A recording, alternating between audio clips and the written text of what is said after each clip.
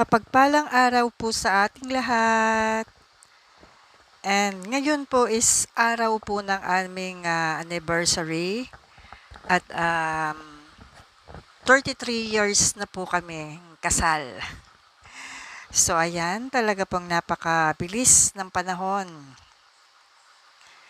So ayan, kasalukuyan pong siya'y naggagayat ng mga gulay na gagamitin po sa pagluluto ng pansit. So, simpleng handaan lang po 'to, mairaos lang po. Kasi wala din naman po yung isa kong anak nasa Manila and ako naman po nandito kaya 'yan, simpleng handa lang po. Mairaos nga lang po yung aming anniversary. So ayan, namili po siya ng konting gulay at may cake. So ayan, pagkatapos po niyang nagayat, ayan, maghahanda na po siya sa pagluluto.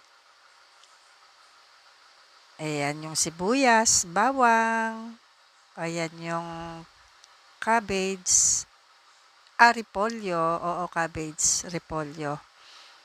Yung Baguio beans at saka yung pansit. Ayan. Yan po yung mga gagamitin mamaya. So, ginayat niya na po lahat para mas mabilis pong lutuin.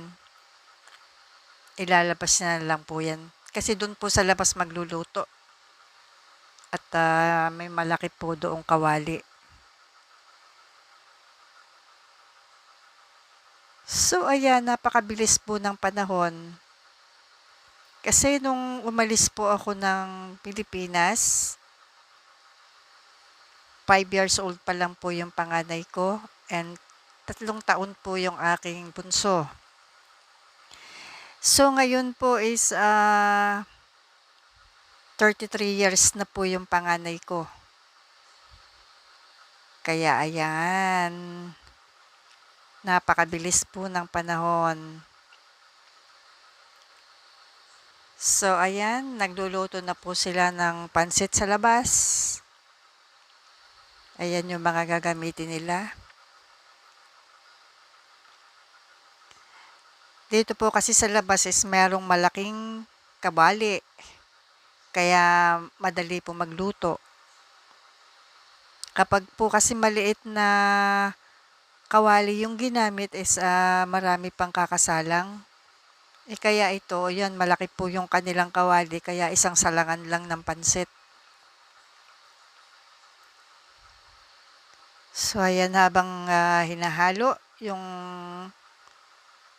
manok na kanyang ginayat. Ayan, manok po yung inihalo niya.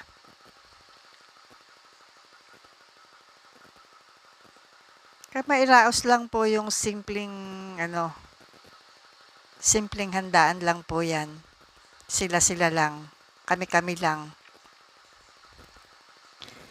So, ayan, nagpakulo siya para pangsabaw sa pansit. Kasi mas masarap isabaw sa pansit yung pinakulo ang manok. Tapos haluan na lang ng konting tubig.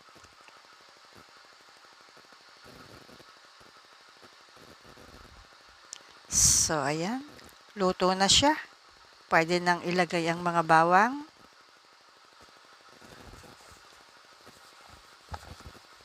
Ayan yung bawang.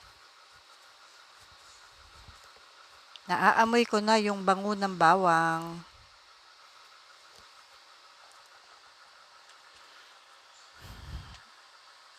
Ayan, yung sibuyas.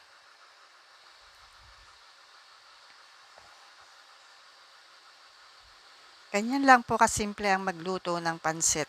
Ayan, nalagyan na po ng sabaw. Yun pong kanyang pinakulong manok kanina, ayan po, nilagay na po dyan yung sabaw. So, ayan, inilagay na po yung pansit. Ayan.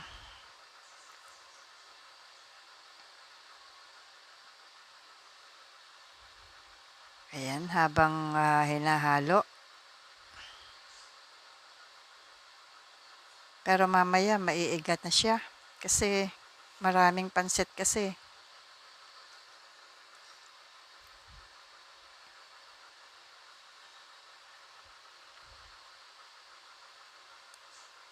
Kaya yan po, ang pansit hindi po nawawala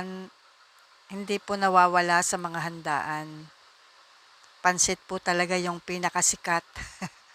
Pansit, spaghetti, ayan. Hindi nawawala sa mga handaan. Kasi ang sabi nila, ang pansit daw or yung mga mahahaba is pangpahaba daw ng buhay. Kaya usually, pansit ang kanilang inihahanda o kaya spaghetti. Ayan.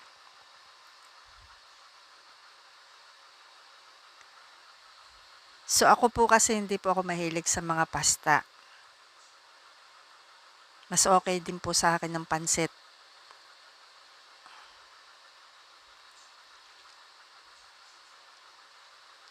So ayan. Napakabilis po ng panahon. Parang kailan lang. Parang kailan lang ako umalis ng Pilipinas. Pagkatapos ngayon ilang taon na kaagad. Sobrang bilis.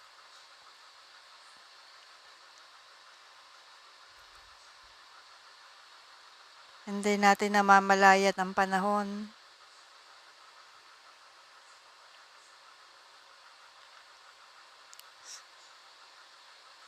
So ayan.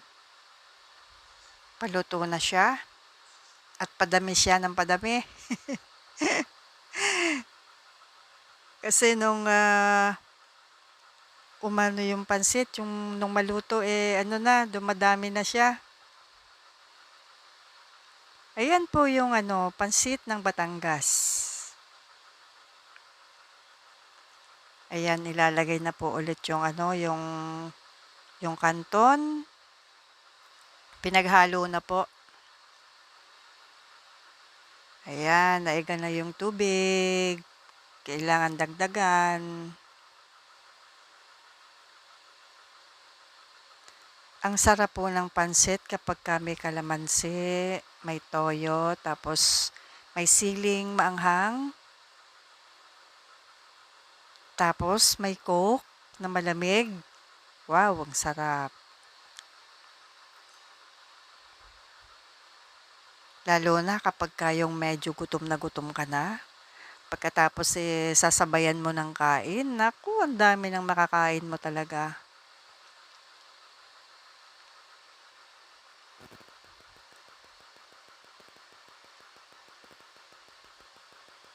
Ayan, medyo kulang na siya ng tubig. So, kailangan dagdagan ng konti para maluto siya.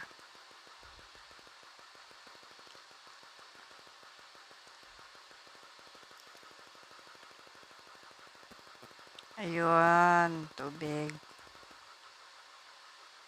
So, ayan, habang malapit na po siyang maluto.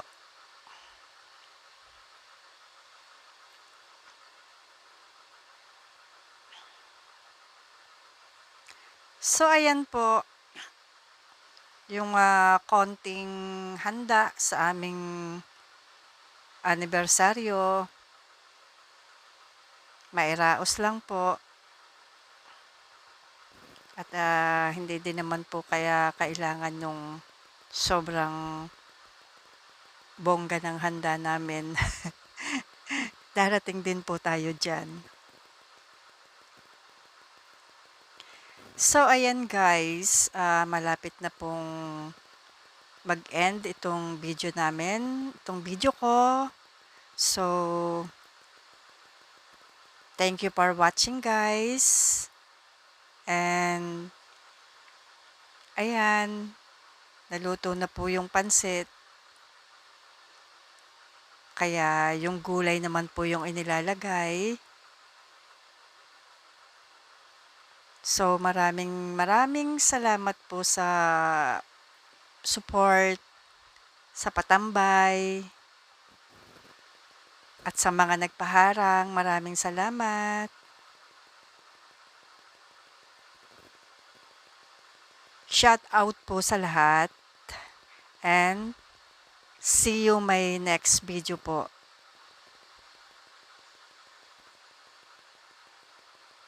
Ayan, habang paluto na po yung pansit,